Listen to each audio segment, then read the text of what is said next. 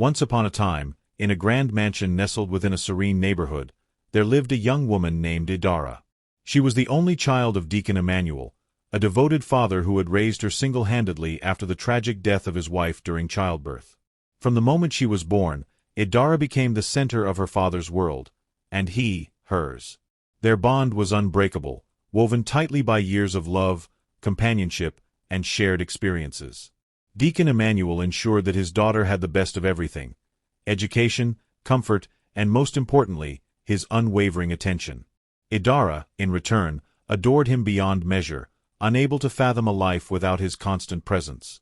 They did everything together, from sharing meals to having long, heartfelt conversations, making memories that she believed no one could ever replace. However, as much as she cherished her father's presence, life had other plans. Idara was accepted into a university 2 hours away from home. The thought of leaving her father even for a short while filled her with dread, but he, ever the wise and loving parent, reassured her that education was essential for her future. He promised to visit often, a vow that comforted her greatly, for she knew that he never broke his promises.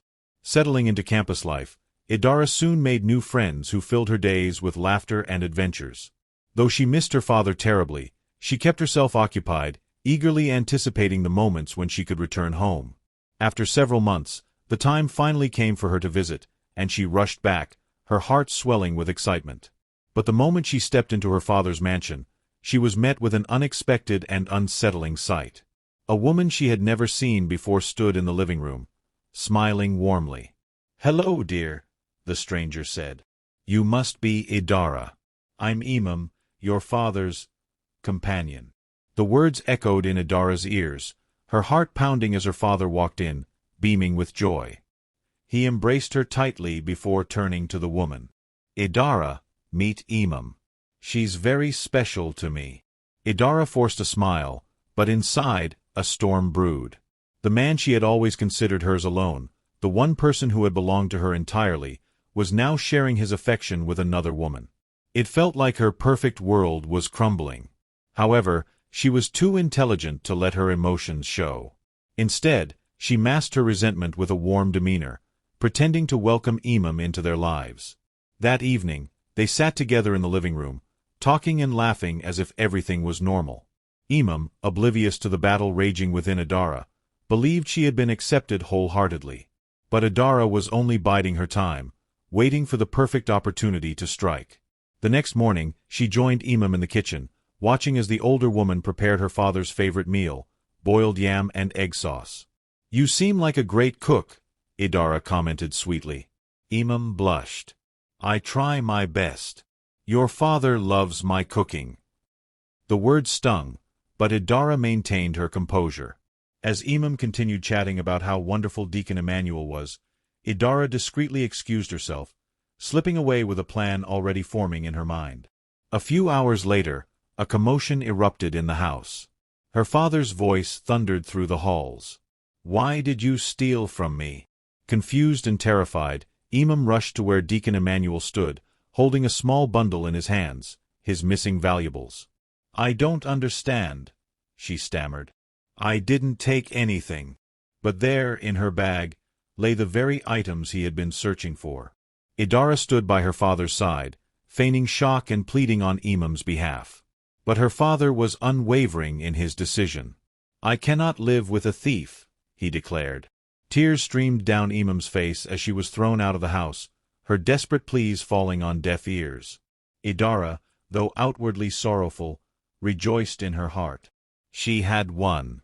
Months passed, and life returned to how Idara wanted it, just her and her father, as it had always been. But loneliness began creeping into Deacon Emmanuel's heart again.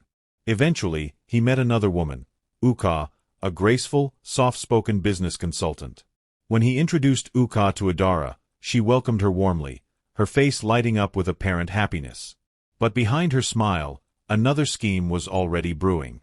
Days turned into weeks, and Uka, feeling embraced by both father and daughter, began to spend more time at their home.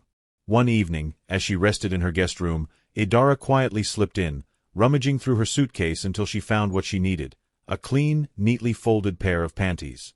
Smirking to herself, she carried them outside, soaking them in the foul-smelling water of the septic tank. Carefully rinsing them just enough to keep the stench intact, she placed them in a bucket and discreetly set it inside her father's bathroom, perfectly positioned for discovery. The next morning, Deacon Emmanuel stepped into his bathroom and was immediately assaulted by the unbearable stench. His face twisted in disgust as he discovered the soiled undergarments floating in the bucket. Enraged, he stormed out, confronting Uka with fury burning in his eyes. "Are you a pig?" he demanded, thrusting the bucket toward her. Uka recoiled in horror. "What are you talking about?" "These filthy things were in my bathroom," he bellowed. Tears welled up in her eyes. But they aren't mine." Deacon Emmanuel was unmoved.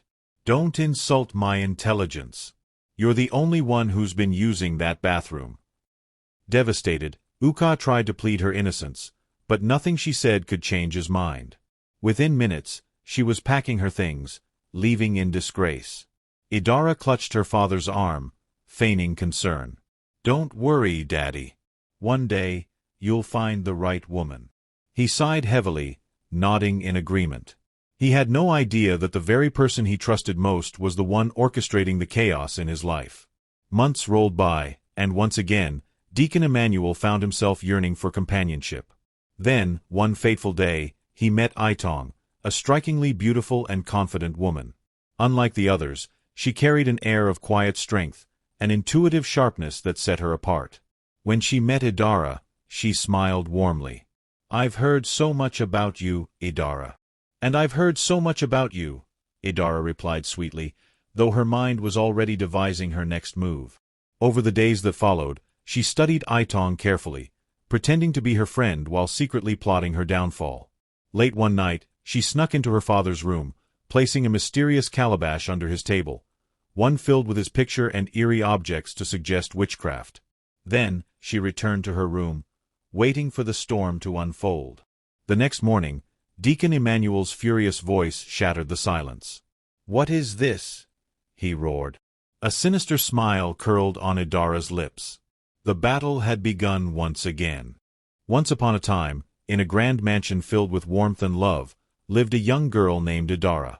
She was the only child of her father, Deacon Eden, a kind and devoted man who had raised her alone after the tragic passing of her mother. From the moment she was born, Idara had been the center of her father's world. He provided her with the best of everything, nurturing her with love, wisdom, and care.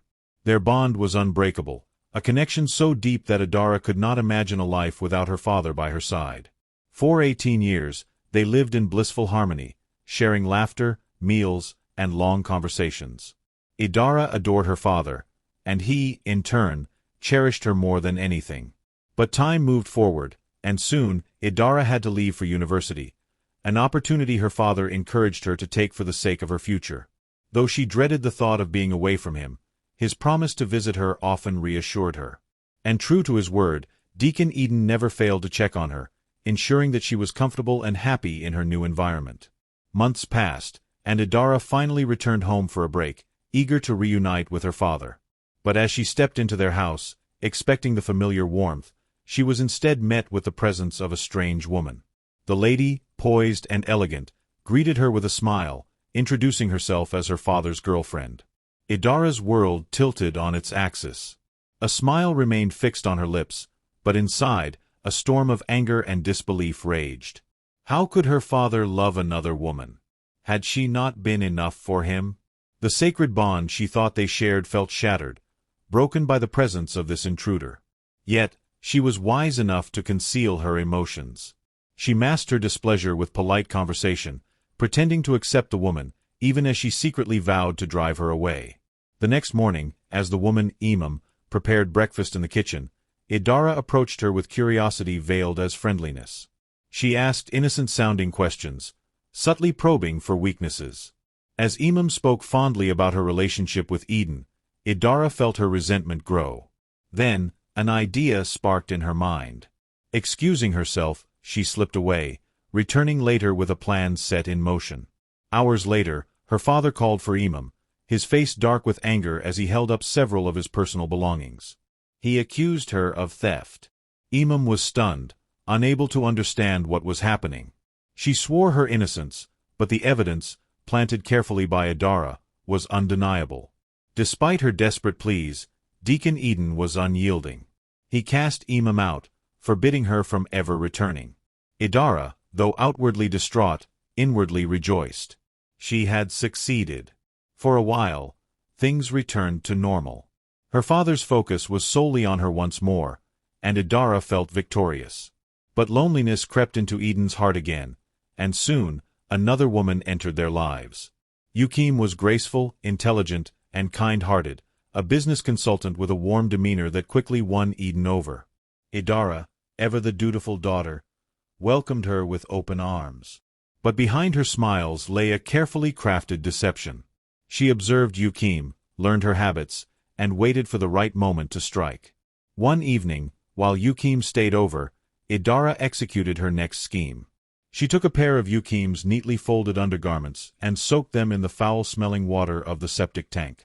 Then she lightly rinsed them, just enough to retain the stench but not immediately reveal the tampering. Carefully, she placed the garment in a bucket and left it in her father's bathroom. The next morning, Deacon Eden entered his bathroom, only to be met with an unbearable stench. His disgust turned to fury when he found the soiled clothing. Confronting Yukim, he accused her of being unclean, his voice laced with revulsion. Yukim, humiliated and bewildered, tried to explain, but his mind was made up. He could not tolerate such filth. Once again, Idara watched triumphantly as another woman was driven away. But fate was not done teaching her lessons. In time, Eden met another woman, Aitong. She was different from the others. Strong-willed, intelligent, and keenly observant, she carried herself with quiet confidence. The moment their eyes met, Aitong sensed the storm brewing beneath Idara's sweet exterior. Unlike the others, she was not easily fooled. Determined to rid herself of this new threat, Idara devised her most devious plan yet.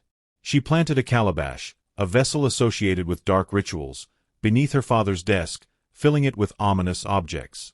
She was certain that once Eden discovered it, he would assume Aitong practiced witchcraft and banish her from his life.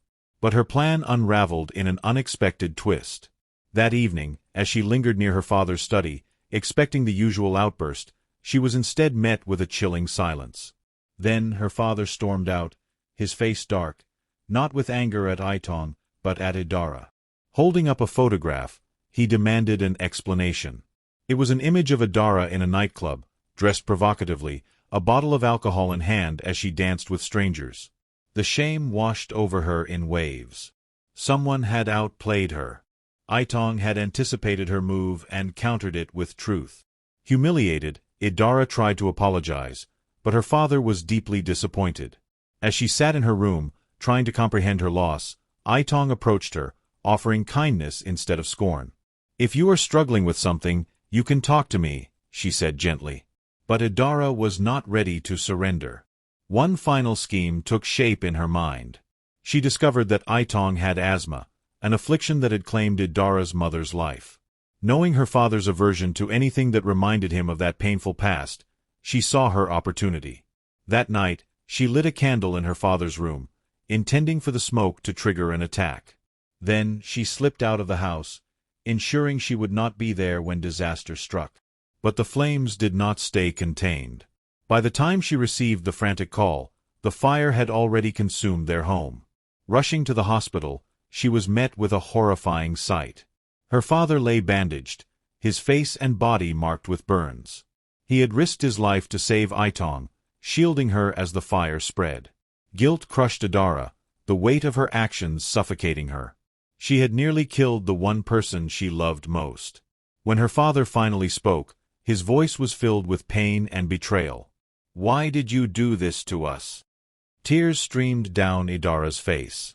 She confessed everything, the lies, the sabotage, the deceit. As she poured out the truth, the room fell into a heavy silence. Eden looked at her with sorrow. "You let your jealousy blind you, Idara. Love isn't meant to be hoarded. It's meant to be shared." For the first time, Idara understood. In the weeks that followed, she sought forgiveness, not just from her father, but from those she had wronged. She attended therapy, working through the deep-seated fears that had driven her actions. It was a long road, but with each step, she grew into a better person. Though scars from the fire remained, they served as reminders of the cost of selfishness. Love, she learned, was not a possession. It was something that flourished when given freely. And in that realization, she finally found peace.